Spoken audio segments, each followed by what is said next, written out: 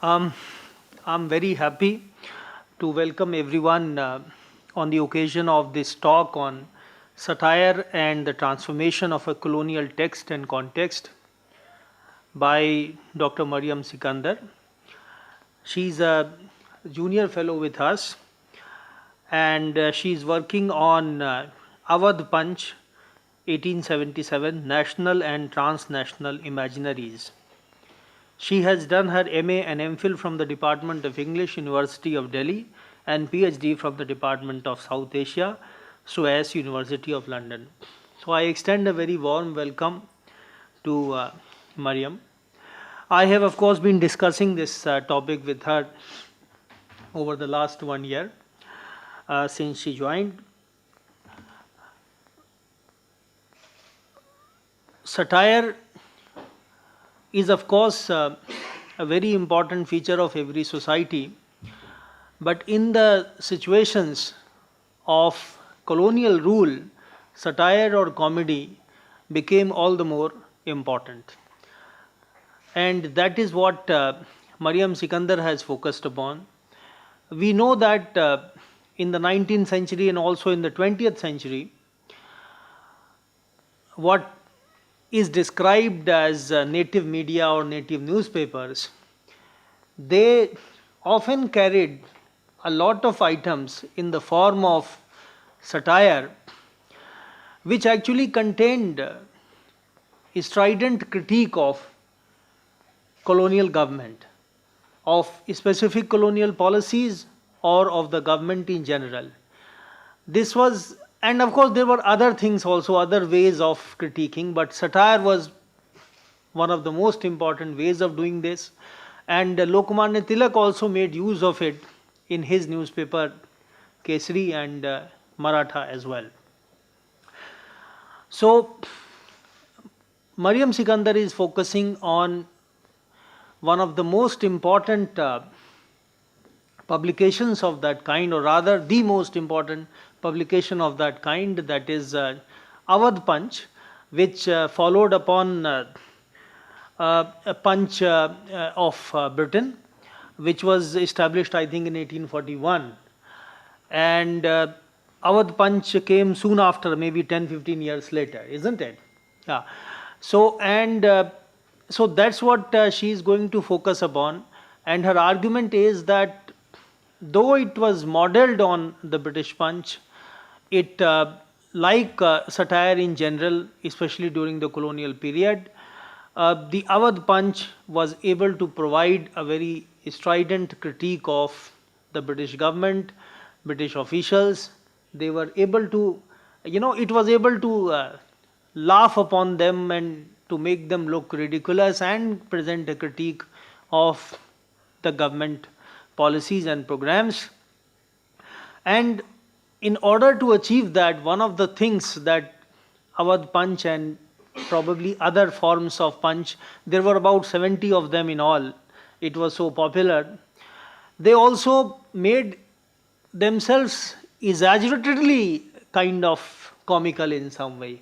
So, in order to make your critique acceptable or passable, you make your comedy look out. It becomes stronger, more in your face kind of thing. So those are some of the things that this lecture is going to focus upon. So I would like to once again welcome Dr. Maryam Sikander and request her to proceed with her lecture. Thank you very much, Dr. Mishra, for the introduction. And thank you all for gathering here today for this talk.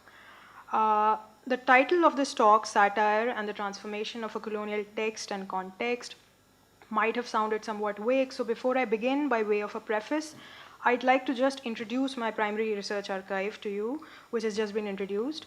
It was a late 19th century, Avadh Punch was a late 19th century Urdu periodical that drew its name and form, iconography and inspiration from a Victorian British newspaper called Punch.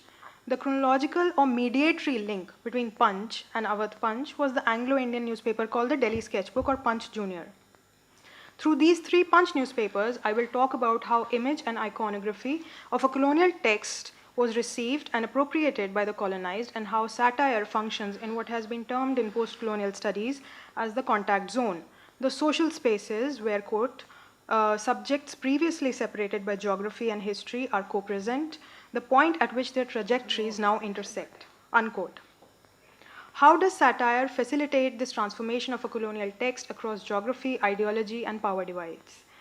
Another thing to clarify is that by satire, I don't always mean a strictly defined genre of literature, but a literary resource that relies on a deliberate deviation of meaning, namely saying something and meaning another, which is manifest in both text and image. In this talk, for instance, I will also talk about political cartoons or graphic satire as a creative resource that uses its semantic complexity to dodge the colonial censor.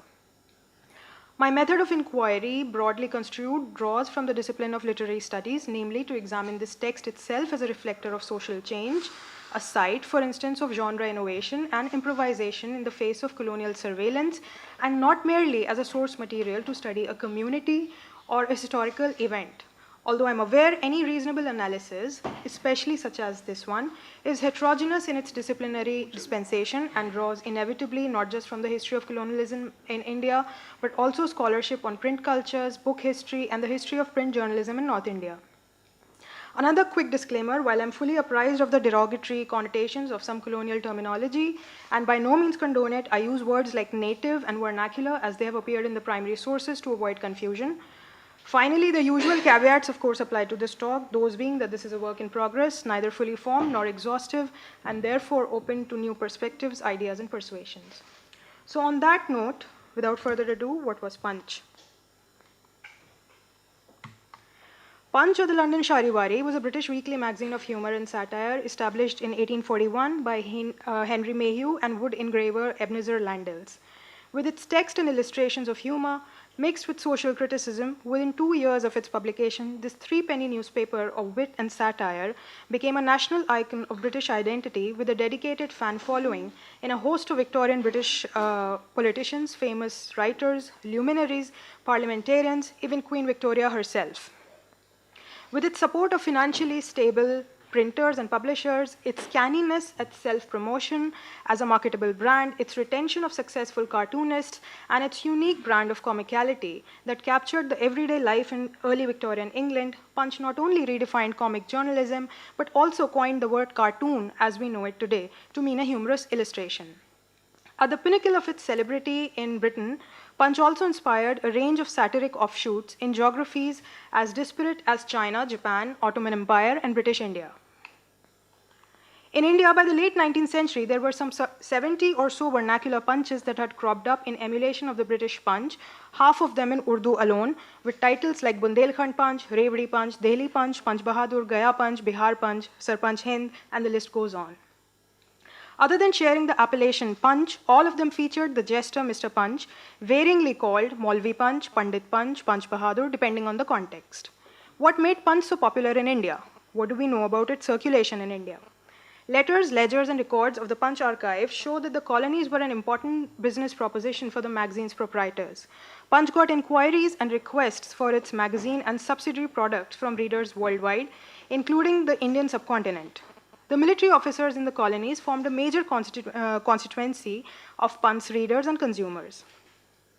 Even though Punch proprietors could not find a profitable market in India at the height of its popularity in England, Punch was the inspiring source behind many satirical newspapers in places as far off as Shanghai and Istanbul, Calcutta and Cairo, with hundreds of Punches in India alone.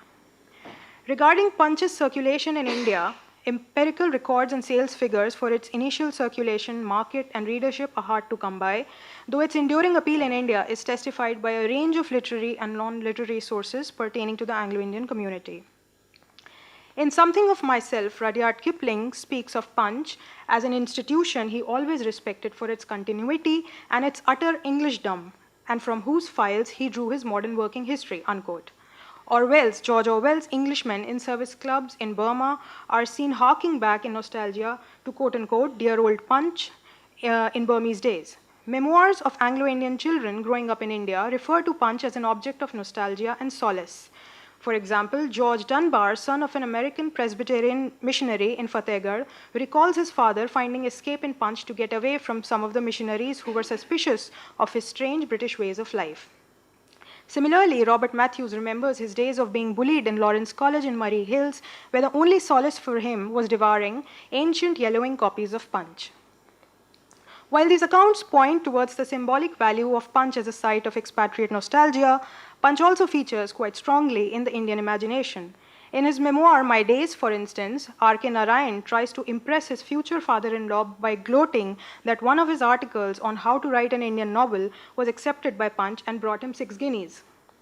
A roaring success in Britain, Punch had a phenomenal staying power that outlasted its time and geography.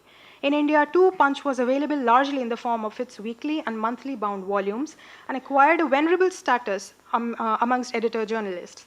For instance, one of the earliest references to Punch's popularity in India is to be found in Bhartendu Harishchandra's satirical piece Mushaira, in which a nouveau-riche merchant, who is also an aspiring poet, says, and this is the translation, no paper so far could supersede the Punch.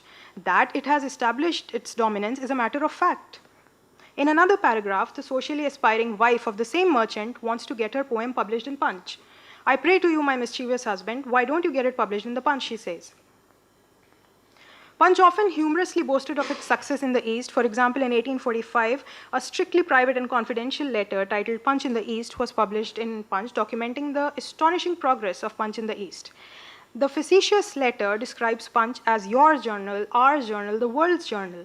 Seamen at Gibraltar are shown devouring the Punch cartoons, and passengers boarding a ship are humming a song immortalized by Punch.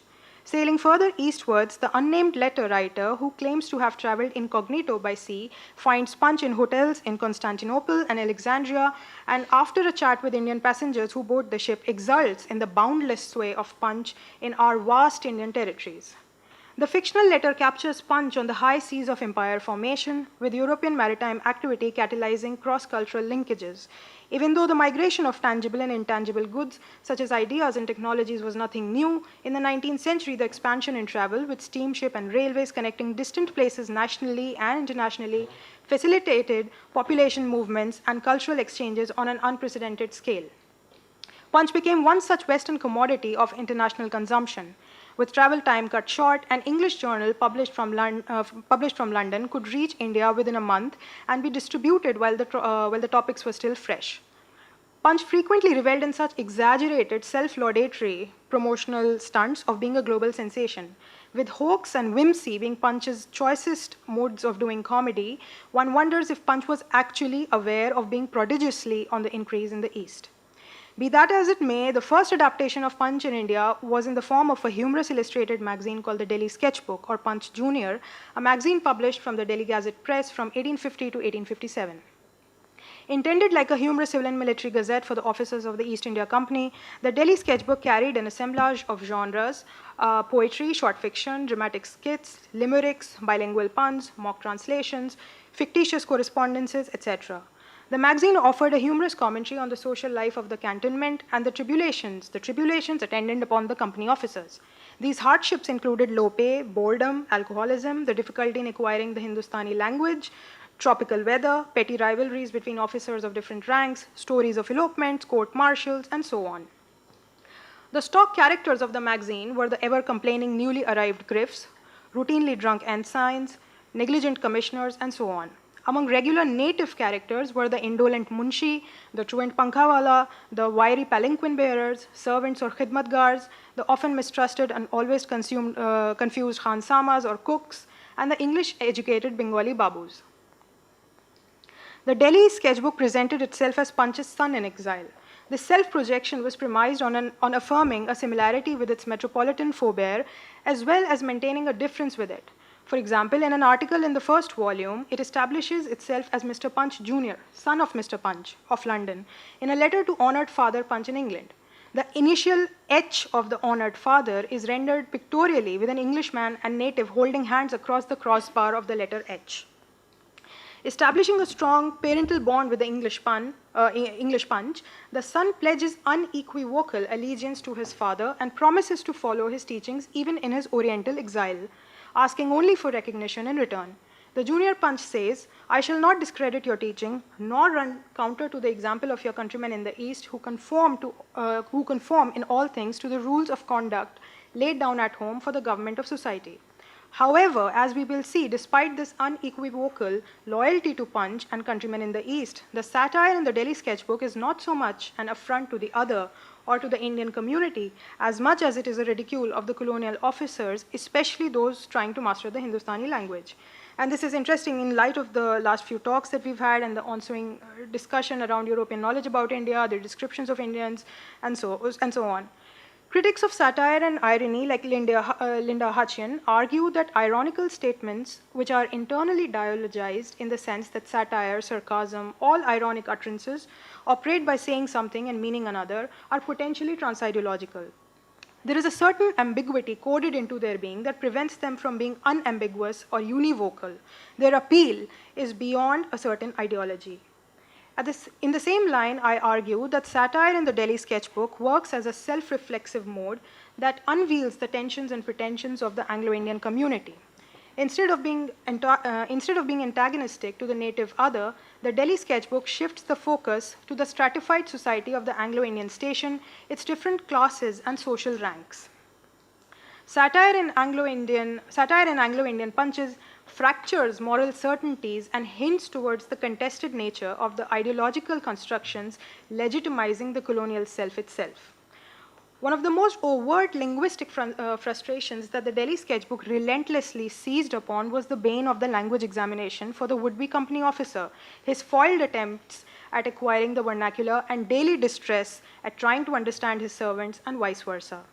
The systematic study of Hindustani language began with the establishment of the Fort William College in 1800 and the accompanying edict that no civil servant of the company would be deemed qualified for the public service until he had passed an examination in 2 Indian languages.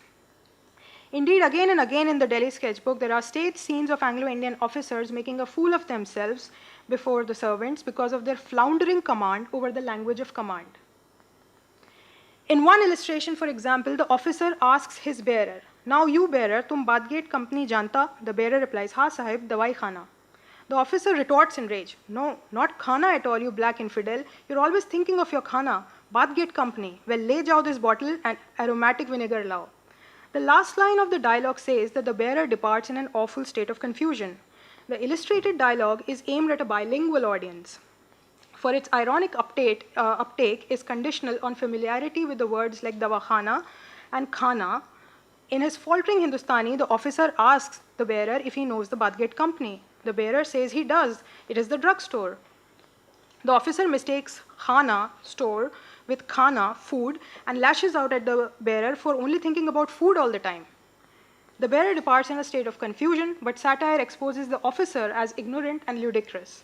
For all its enacted attempts to ingratiate itself with Punch Senior and its avowed loyalty to countrymen in the East, the Delhi Sketchbook's satire belied an appraising edge that disavowed normative affiliations and worked trans-ideologically, or put simply, ridiculed the pretensions of the colonizer.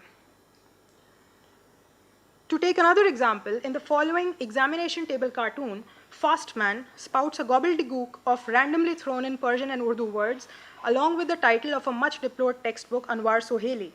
Ar Munshi Sahib, Ar Muqabil, Tanzimat, Istaghfirullah, Zainul Abidin, Muhafizat, Gustakhi, Anwar Soheli, Pareshan. Hearing this prolix gobbledygook, the satirist calls the Munshi conflustrigated, which itself is not a real word, but sounds long-winded, and pretends to mimic Fast Man's faulty verbosity. The conscientious president, linguistically none the wiser, notes, you see, sir, the Munshi cannot comprehend you. To which the Fast Man defiantly retorts, really not comprehend me? Good gracious, what a damned ignorant fellow he must be. The idea of the ignorant other, the ignorant fellow, becomes a performative satiric ploy to bring out the actual ignorance of the Fast Man and of his superior, the conscientious president.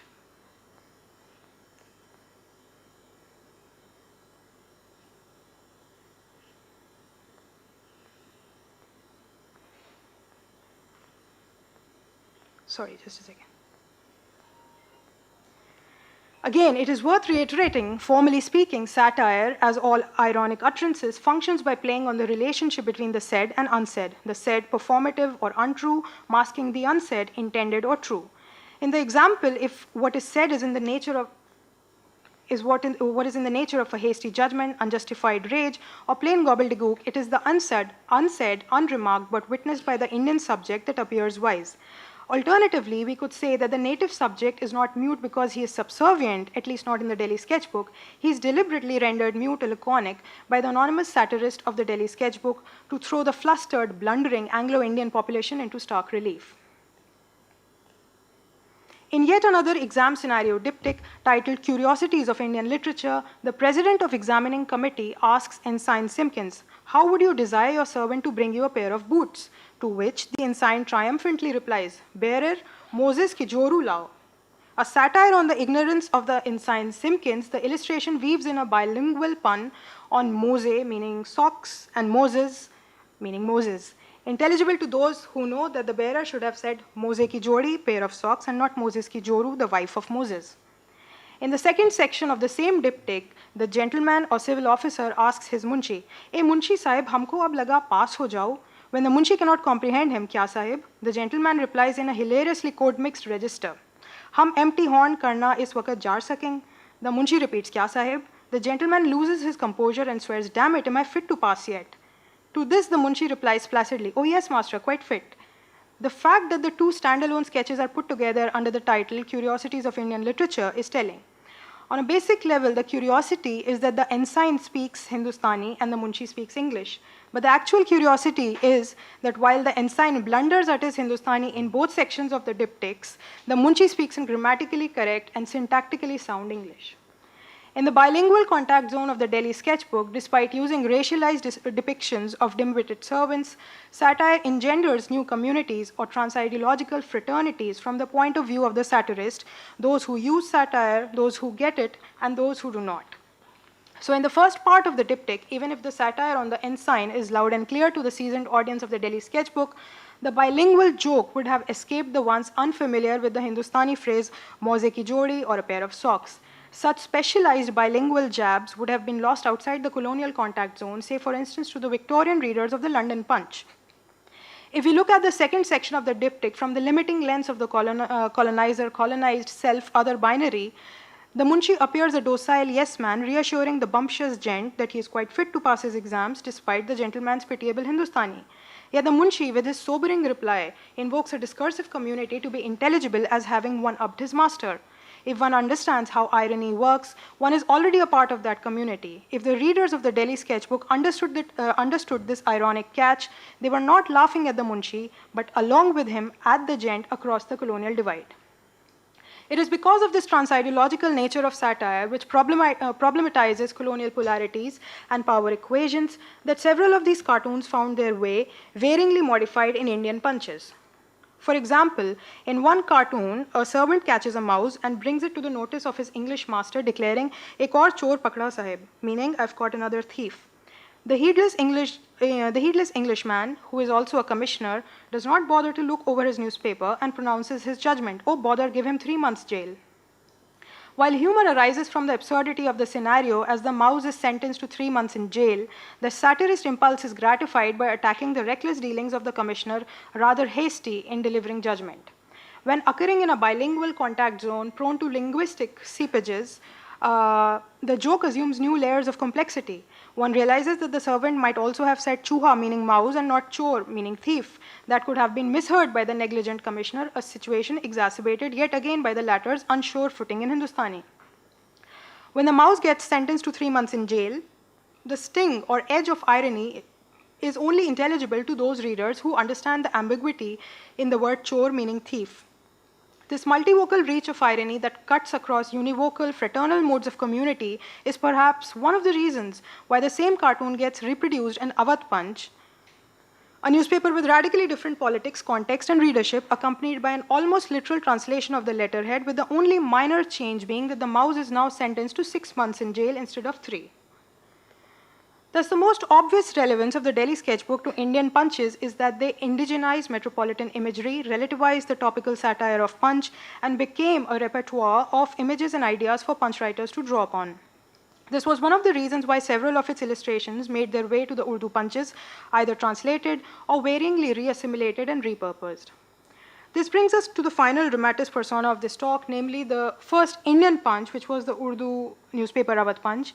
Avadh Punch was a late 19th century weekly periodical founded, edited, and published by Munshi Sajjad Hussain in 1877, published first from Kayast Samachar Press and then Hussein's own Sham-e Avadh Press in Lucknow. Other than Munshi Sajjad Hussain, famous contributors to Avadh Punch included Tribhuvan Nath Hijr, Jwala Prasad Bark, Muhammad Azad, and the famous poet Akbar Ilhabadi, who called Avadh Punch Gohar-e Makhzan-e Zarafat, or a treasure house of wit and humor. This is the first cover page featuring the brand mascot Mr. Punch as Maulvi Punch. The cover page sees a kind of visual syncretism as Regency caricature is seen merged with traditions of Perso-Arabic calligraphy. Maulvi Punch holds sheaves of papers with the subscription price of Avadh Punch printed on his right hand and an advertisement or ishtihar on his left hand. The advertisement gives the information about publication, rates of subscription, and so on. On one eyelid of this Maulvi Punch figure, you have Avadh delineated in the manner of an Arabic or Persian seal or a togra, and on the other punch, the lips and tongue calligraphy combined to spell Ya Lataif, meaning O jokes, a parodic take on Ya Latif, or O kind one of the 99 names of God in Islam. So let me just show. So this is Alif, this is Waw, Dal, He, Avadh. This is Pe, Noon, Che, Punch. This is Ya Alif, Lam, Toe, Alif, and Fe, Ya Lataif. So Avadh Punch and Ya Lataif. Avadh Punch was noted most memorably for its anti-colonial cartoons that roundly decried British policies, questioning the logic of colonial governance. For example, in the wake of partition of Bengal, we have Viceroy Curzon carving out a portion from a fruit called the province of Bengal and offering it to the reluctant population of Bengal, who refused to take it, saying, "Nahi lenge to pura lenge, adhure mein kya maza." Similarly, in the wake of the Anglo-Burmese wars and the consequent increase in taxation in 1886, Avadh Punch publishes a cartoon with Viceroy Lord Dufferin milking India dry. India, usually represented like a bride in Avadh Punch, is represented like a cow, and the pail of milk is labeled income tax. Other than political cartoons, Avadh Punch was vehement in its criticism of the Anglicizing Indian community, with the pet targets of its satire being the socially mobile muhazzab or civilized gentleman, his English-ridden Urdu, which Avadh Punch called gentlemanly Urdu, the muhazzab Bibi, the Muslim social reformer Sir Syed Ahmad Khan, and all that Avadh Punch understood to be Maghribiyat or westernization. However, the most striking irony was that despite this strident criticism of westernization, Avadh Punch freely copied cartoons from a colonial text like the Delhi Sketchbook, often repurposing them to fit local issues. Let us see some examples. In a bilingual cartoon titled Roughs in the Paths of the Amateur Artist, Mr. Punch, the alleged amateur, is shown sketching a civil servant, Mugils, CS, for a party in England. The gentleman calls the Serishtadar, or administrative officer, for a quick review, deeming the latter a deuced intelligent fellow, and tells Mr. Punch how astonishingly the natives detect a likeness. The Serishtadar is asked, "Dekho Munshi, ye kya? Look Munshi, what is this?" The Serishtadar replies, "Kya jani khudawand, kya kutta hoga, kya billi zarur? I don't know, sir, it must be a dog or a cat, for sure." The affectation of the overdressed colonial officer, who sports a freakish look with his whiskers and hairdo, is exposed when he asks his Serishtadar for a review of his portrait sketched by Mr. Punch. The Serishtadar pleads innocence and replies to the pretentious officer that the thing in the portrait must be a dog or a cat. In an act of ironically performed innocence, the unknowing Serishtadar does indeed detect a likeness, only not in the way the European gentleman anticipates. The perceptive reader knows that the detected likeness between his bizarrely dressed employer and a dog or a cat is the sting of satire.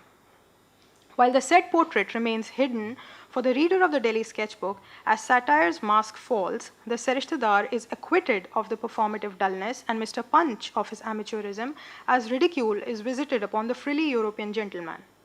Ironically, the artist of the portrait is Mr. Punch, who in Anglo-Indian punches often delighted in such light-hearted ribaldry, despite his proclaimed loyalty to the countrymen in the East.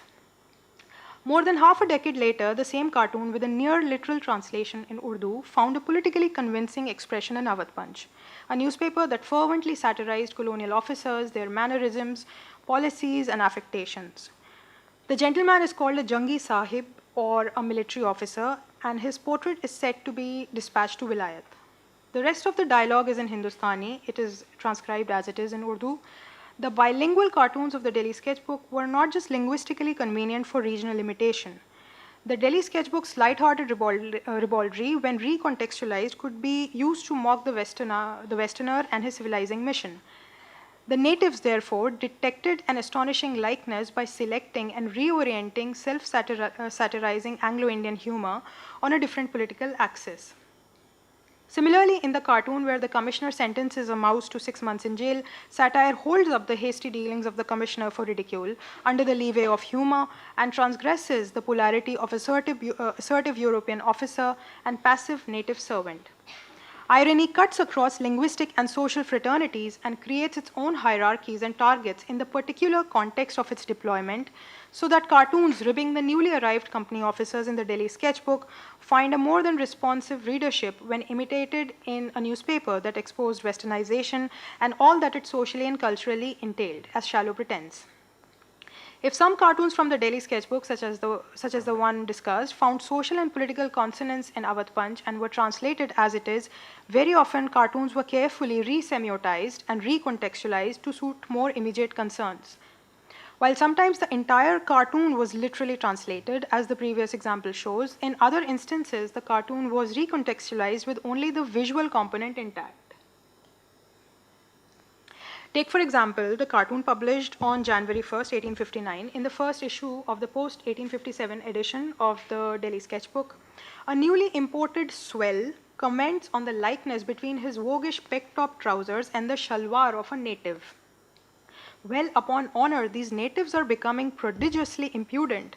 The aged female has positively obtained the pattern of my peg-top trousers, and worse still, sports it. While the woman in question might or might not have copied the pattern of Swell's peg-top trousers, a mid-Victorian item of clothing baggy at the hips and tapering at the ankles that resembled the Indian shalwar, the cartoon itself is copied by the prodigiously impudent natives. On March 1, 1900, the same cartoon appeared in Avadh Punch with the title, "Damned in all of this creation is this tapti." Tapti was like a muslin-like cloth, it was a fabric. "Mitti kharab khalq mein is tapti ki hai." In this reworked version, in an almost mirror-like fashion, it is the old lady who detects a likeness between her shalwar and the swell's outfit. Silent in the original cartoon, in this version she complains that the fabric tapti is now being worn by people who hitherto wore Kristani kapde or Christian clothes, and therefore the price of the fabric is now likely to go up. Here, the swell is labeled naturey or naturalist. According to Avadh Punch, anyone who espoused Western mannerisms, especially a follower of the Aligarh movement, was called a naturey. The word gained momentum after Sir Syed Ahmad Khan offered a naturalistic exegesis of the Quran, trying to understand religion in the light of modern sciences or ulum-e-jadida. For instance, in his commentary on Surah Yusuf in the Quran, Syed Ahmad propounded that dreams could be explained by the modern sciences of psychology and physiology, and that Yusuf al-Islam's ability, for instance, was no more than a special aptitude. Similarly, he argued that miracles or mu'jizat did not exist, and ever since the time of the Prophet, whatever seemed to be deviating from factual reality could be explained in terms of metaphors, allegories, or Arabic idioms. Needless to say, Sir Syed Ahmad Khan's creed of nature that earned him the title of naturey did not go down well with many Muslim intellectuals. The Delhi Punch of Lahore published Persian verses ridiculing Syed Ahmad Khan and called him a Satan, an apostate, a betrayer of mankind, a ringleader of thieves, and so on. Just before the Aligarh College was founded in 1875, Maulvi Ali Baksh wrote to Syed Mehdi Ali, the future Nawab Muhsin ul-Mulk, that he did not oppose the establishment of an institution per se, but opposed only Syed Ahmad's Millat-e-Nacharia, or community of nature. For Avadh Punch too, Millat-e-Nacharia, or Mazhab-e-Nature, became a favorite subject of ridicule. Coming back, the naturey in the cartoon pronounces a rough Urdu translation of only the first part of his original dialogue. What a humiliating thing, the old lady is a cheeky fellow. Badi zillat ki baat hai, budiya sakht gustakh hai. This is the Urdu cartoon. Visually, the only difference between the cartoons is the installation of a Turkish fez on the head of the swell to designate him as a naturey. The textual component, however, sees a complete reversal of roles. In yet another example, in 1853, the Delhi Sketchbook published an illustration of Punch Phils or Punch Jr., ushering in the new year with his train of bearers. Punch Phils or Punch Jr., dressed in an Indian costume, was seen amidst a train of bearers carrying wares on their shoulders. The baskets carry items labeled jokes, light reading, nuts and crackers for Punch Phils readers, Avadh Punch reproduced the same cartoon with different labeling in 1912 in the context of the First Balkan War. Punch Fills is renamed Pandit Punch, and his bearers carry baskets called Chanda and Majruhane Turk, or the wounded in Turkey. The accompanying article describes the Eid prayers on the preceding Friday when thousands of Muslims gathered and prayed for the fate of Ottoman Turks. In the wake of the First Balkan War, the Indian Red Crescent mission to Turkey saw relief work being undertaken primarily by Muslim graduates of the Muslim University of Aligarh. Under the medical mission, doctors were dispatched to Turkey under the leadership of Dr. Mukhtar Ahmad Ansari, and money was raised through donations to defray the expenses. The Delhi Sketchbook's humorous illustration of Punch Fills, literally ushering in jokes and light reading, is reworked with Pandit Punch collecting donations for the medical mission. The Indian Punches therefore drew freely from the wellspring of humorous colonial newspapers like Punch and the Delhi Sketchbook and transformed and re-semiotized colonial texts to new contexts and requirements. This emulation or derivative nature, however, was not a matter of shame or ever underplayed by Indian Punch writers. In the backdrop of intensifying colonial censorship, it was practiced like a tactic. The Vernacular Press Act of 1878 provided the colonial state with power to issue search warrants, seize printing machinery, and storm premises without going to court. Under these circumstances, if satire, with its oblique language, became an important means of articulating dissent without direct confrontation, avowing emulation was another. In May 1878, for instance, in the wake of the Vernacular Press Act, the Urdu newspaper Agra Akhbar publishes an indignant article questioning colonial discrimination against the native punches. It calls the Anglo-Indian press tutors and the native newspapers merely pupils, saying that the native journalists have only learned the art of satire from the colonial tutors. It says, the Anglo-Indian journalists are represented as a body of pure and virtuous men like angels, and native editors as wicked and ungrateful men. The former are said to be our tutors and we the tutor killers. During the administration of a redoubtable high European officer of a fiery temper, an English Punch was started at Calcutta to explain the object and scope of speeches of that officer. In one number of the Punch, there appeared the picture of a bulldog. The picture, looked at from the front, appeared to be that of a dog, but when it was looked at from the side, the head of the dog appeared to resemble that of the officer in question. The letterpress of the cartoon was, quote, I fear this only barks, but has not the power to bite, unquote. The whole English community resident in India praised the cartoon. Has any Urdu or Bengali Punch, we ask, ever published such an indecent and impudent cartoon? Has any Urdu paper ever been guilty of such impertinence?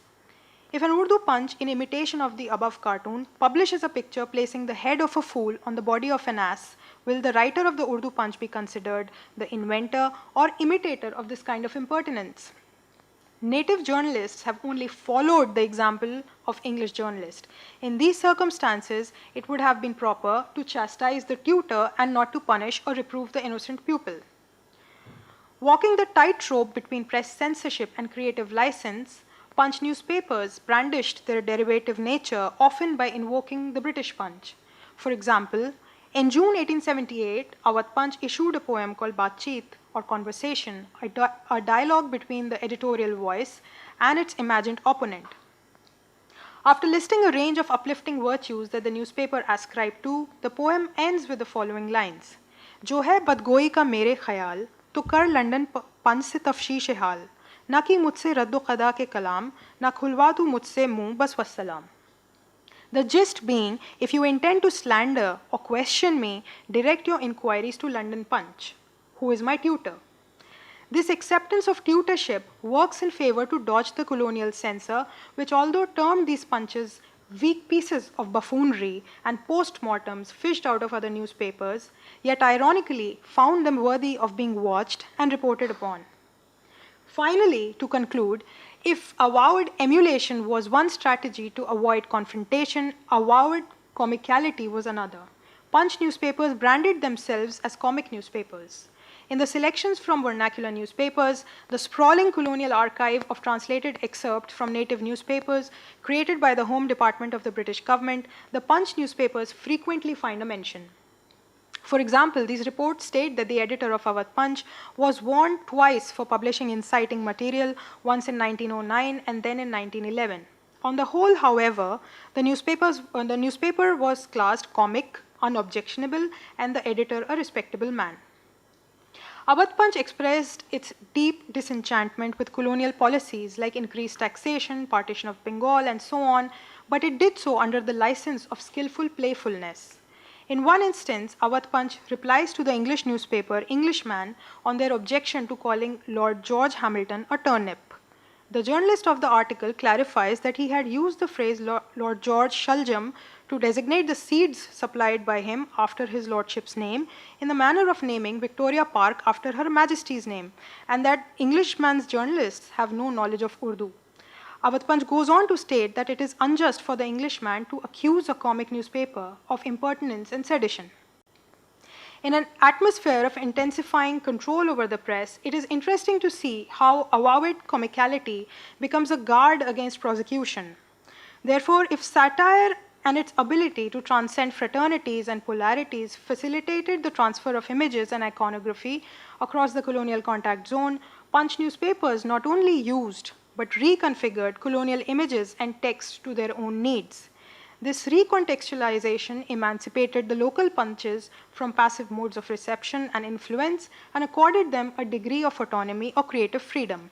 This freedom functioned ironically at times by a disavowal of this very autonomy. The Delhi Sketchbook satire did not merely racialize and demean, but playfully looked askance and delighted in the incongruencies constitutive of the colonial encounter, creating its own trans-ideological readership, becoming a resource for future Punch writers. This is not to suggest that the native underclass did in fact resist or repudiate its frequent depiction in racialized vocabulary, but to suggest that the trans-ideological sweep of irony undergirding different textual and visual genres of Anglo-Indian satire deters neat closures and demarcations, questioning, if not critiquing, the foreclosed premises of the colonial self, while also blazing the trail for local punches in India. Thank you. So let me take this opportunity to thank Maryam Sikander for this really insightful lecture, very interesting lecture, and let me also thank all the members of the audience for their presence and enthusiastic participation in the discussion. Thank you very much.